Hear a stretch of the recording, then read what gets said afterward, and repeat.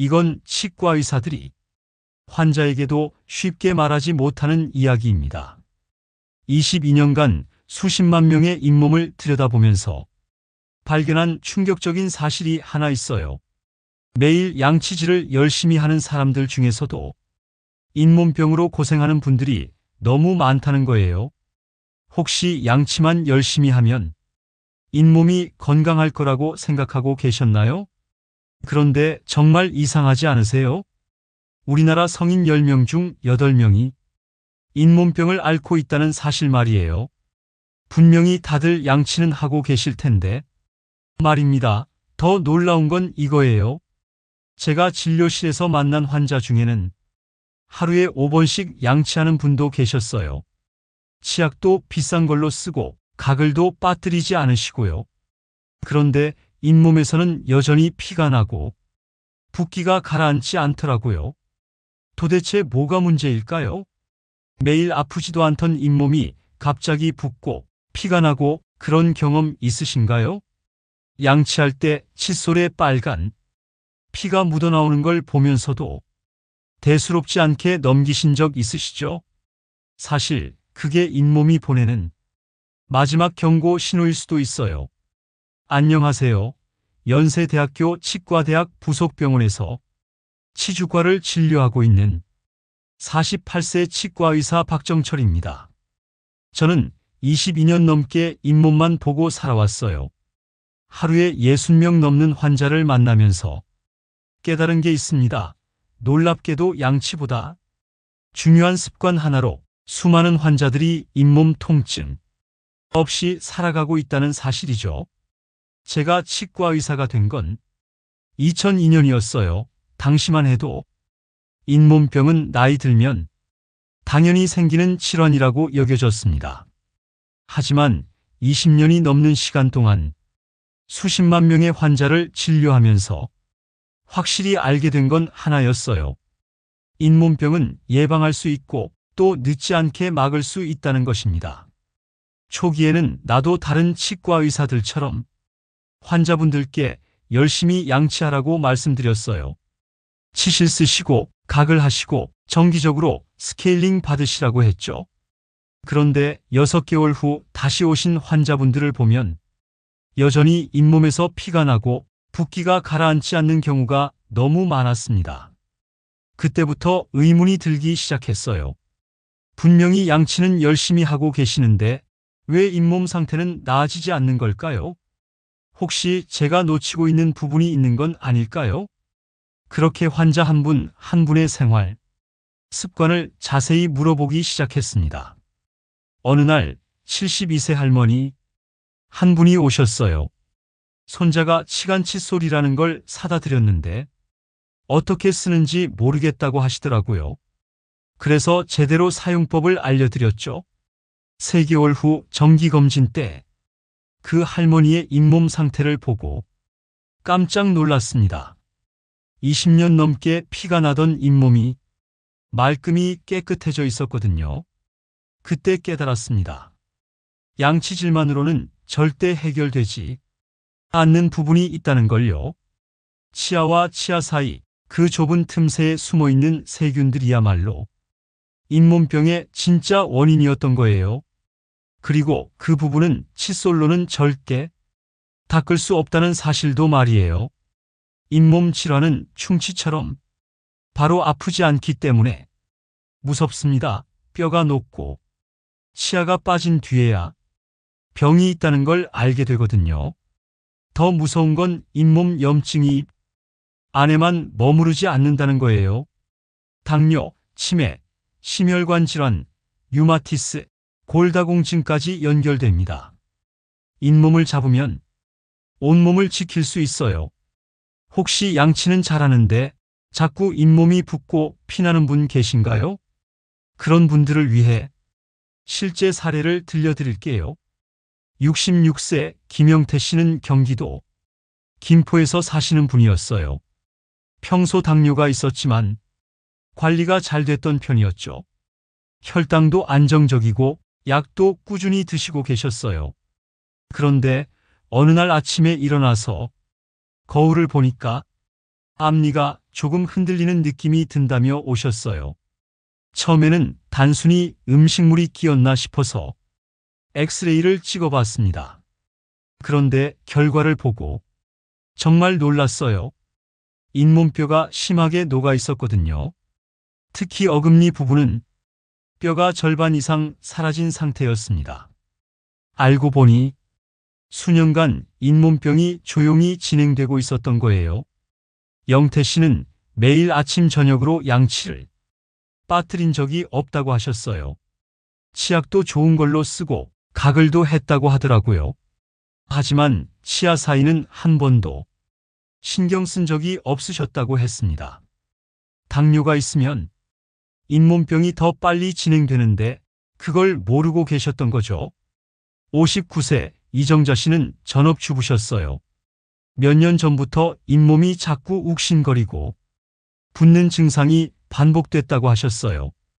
그런데 치과는 무섭다고 하시면서 약국에서 가글만 사서 쓰셨대요. 가글 하면 잠깐은 시원해지니까 괜찮아지는 줄 알았다고 하시더라고요. 하지만 2년 후에 정자 씨가 다시 오셨을 때는 상황이 심각했어요. 앞니 2개가 심하게 흔들리고 있었거든요. 엑스레이 결과 잇몸뼈가 거의 다 녹아서 치아를 지탱할 수 없는 상태였습니다. 결국 그 2개 치아는 뽑을 수밖에 없었고 임플란트 시술까지 받으셨어요. 비용만 500만 원이 넘게 들었죠. 정자 씨가 가장 후회하신 건 뭔지 아세요? 진작에 치과에 와서 정확한 관리법을 배웠으면 이런 일은 없었을 거라는 거예요. 가글만으로는 절대 잇몸병을 막을 수 없거든요. 73세 정용우 씨는 퇴직 공무원이셨어요. 갑자기 말소리가 셀 정도로 앞니가 튀어나온 느낌이 든다며 내원하셨어요. 평소에 어금니 쪽은 별로 신경 안 쓰고 앞니만 열심히 닦으셨다고 하더라고요. 검사해보니 어금니, 잇몸이 완전히 무너진 상태였어요. 어금니가 제 역할을 못하니까 앞니가 그 무게를 버티다가 점점 밀려나온 거였죠. 용우 씨는 그때서야 알았다고 하셨어요. 보이지 않는 어금니, 뒤쪽이 얼마나 중요한지 말이에요. 이 세 분의 공통점이 뭔지 아세요? 모두 양치는 열심히 하셨어요. 하지만 치아 사이, 특히 어금니 사이는 한 번도 제대로 관리하지 않으셨다는 거예요. 칫솔로는 절대 닦을 수 없는 그 좁은 틈새에서 세균들이 번식하고 잇몸을 공격했던 거죠. 잇몸 염증이 무서운 이유는 또 있어요. 입안의 세균이 혈관을 타고 온몸으로 퍼져나가거든요. 심장병, 뇌졸중 위험이 2배 이상 높아지고 당뇨 환자는 혈당 조절이 더 어려워져요. 임신부는 조산 위험이 7배나 증가한다는 연구 결과도 있어요. 수십만 환자를 보며 확신하게 된 건 단 하나였어요. 양치 전에 치간 칫솔을 제대로 쓰는 사람은 잇몸이 망가지지 않는다는 거예요. 치실이나 가글 아닙니다. 오히려 그런 건 부작용도 많고 효율은 낮아요. 많은 분들이 잇몸병은 평생 관리해야 하는 질환이라고 생각하세요. 하지만 저는 다르게 생각해요. 오늘 바꾼 습관 하나가 평생 잇몸을 지킬 수 있다고 봅니다. 실제로 그런 환자들을 너무 많이 봤거든요. 62세 노상필 씨는 택시기사셨어요. 밤낮 없이 운전하느라 칫솔질도 급하게 하는 분이었죠. 3개월마다 스케일링을 받으러 오시는데 매번 잇몸에서 피가 많이 났어요. 상필 씨도 고민이 많으셨어요. 양치는 빠뜨리지 않는데 왜 계속 이럴까 하고 말이에요. 그래서 양치 전에 치간 칫솔 쓰는 습관을 권해드렸어요. 처음에는 피가 더 많이 났죠. 상필 씨가 깜짝 놀라서 그만하려고 하셨는데 제가 말씀드렸어요. 피가 나는 건 염증이 있다는 신호니까 더 부드럽게라도 계속하시라고요. 3개월 후에 상필 씨가 스케일링을 받으러 오셨는데 완전히 달라져 있었어요. 평소에 피가 철철 나던 잇몸에서 피가 거의 안 나는 거예요.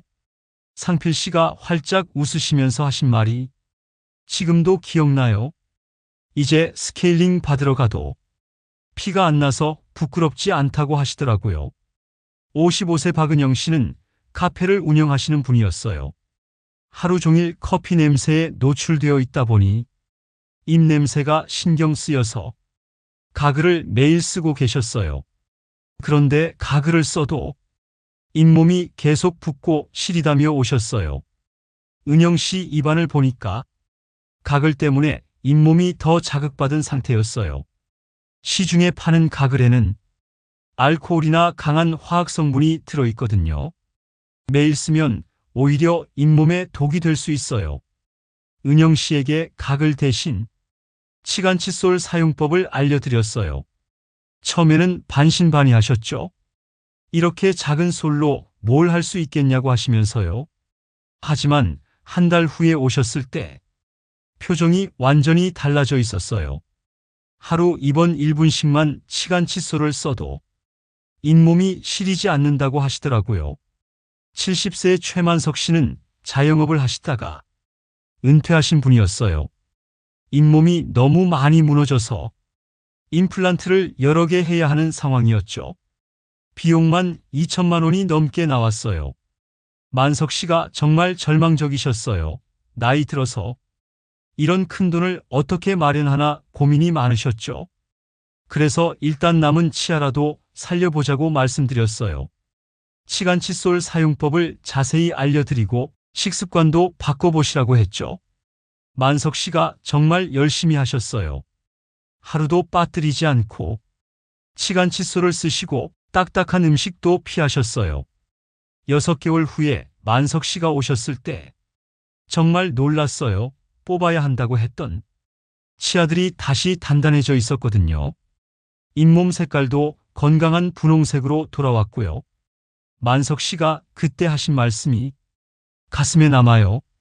남은 치아라도 끝까지 살려보겠다고 포기하지 않겠다고 하시더라고요. 이런 사례들을 보면서 확신했어요. 치간칫솔 하나만 제대로 써도 잇몸은 충분히 회복될 수 있다는 걸요. 나이는 상관없어요. 70세, 80세라도 늦지 않습니다. 중요한 건 오늘부터 시작하는 거예요.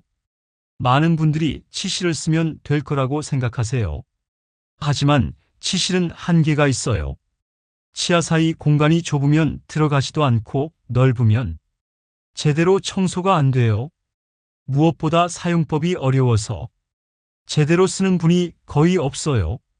치간칫솔은 다릅니다.